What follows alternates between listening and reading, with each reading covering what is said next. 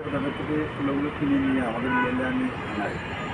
বানানোর পরে এই মালগুলো আমরা ইজিপ্টে বিক্রি করি। সাধারণত ইজিপ্ট নিয়ে যায়। ইজিপ্ট আবার মেড ইন ইজিপ্ট বাংলাদেশ বা ইন্ডিয়া, পাকিস্তান বিক্রি করে।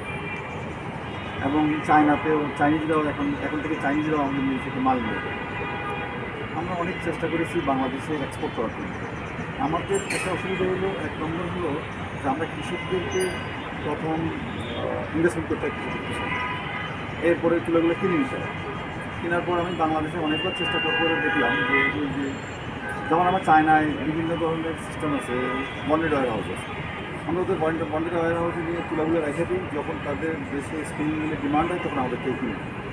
কিন্তু বাংলাদেশে এই সিস্টেমটা নাই। বাংলাদেশে হলো আমাকে এখানে বসে এখান থেকে এলসি কইরা সেই এলসি সুদানে পাঠাতে হবে বা দুবাইতে পাঠাতে হবে, দুবাই থেকেই আমি মালটা পাঠাতে হবে, তাইলে আমার ইনভেস্টমেন্ট লাগতেছে ডবল। সে কারণে বাংলাদেশ থেকে করতে পারছি না। এখন বাংলাদেশে চেষ্টা করতেছি, বাংলাদেশ যদি আমরা যে সুযোগটা দেয় যে বন্ডেড ওয়্যার হাউস করলে, যেহেতু বাংলাদেশের আমরা অনেক দিন আগে থেকে শুনছিলাম বাংলাদেশ গভর্নমেন্ট চাচ্ছিল যে আফ্রিকাতে কৃষি পণ্য করে যেগুলো বাংলাদেশে নিয়ে আসার জন্য। তো সেটার উপর আমার একটা ভরসা ছিল যে আমরা মনে মালগুলো নিয়ে আসতে পারবো এখানে। কিন্তু দুই দিকে ইনভেস্টমেন্ট হওয়ার কারণে আমরা নিয়ে আসতে পারতেছিলাম। এখন বাংলাদেশ সরকার যেটা ভাবতেছে, বা আমি আশাবাদী যে আমাদের যদি বন্ডেড ওয়্যার হাউসের সুবিধাটা দেয়, তাহলে আমরা মাল এখানে নিয়ে এসে রেখে দেব।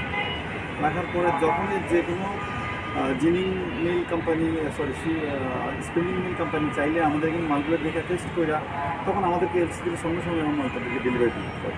তাহলে আমাদের ডবল বিনিয়োগ হবে না, এবং এতে বাংলাদেশে অনেক লাভবান হবে।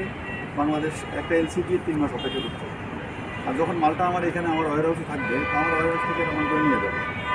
আর আমি সুদান থেকে যদি সাপ্লাই করি, তাহলে আমি মনে করি বাংলাদেশের 30% তুলা আমরা সুদান থেকে সাপ্লাই করতে পারি।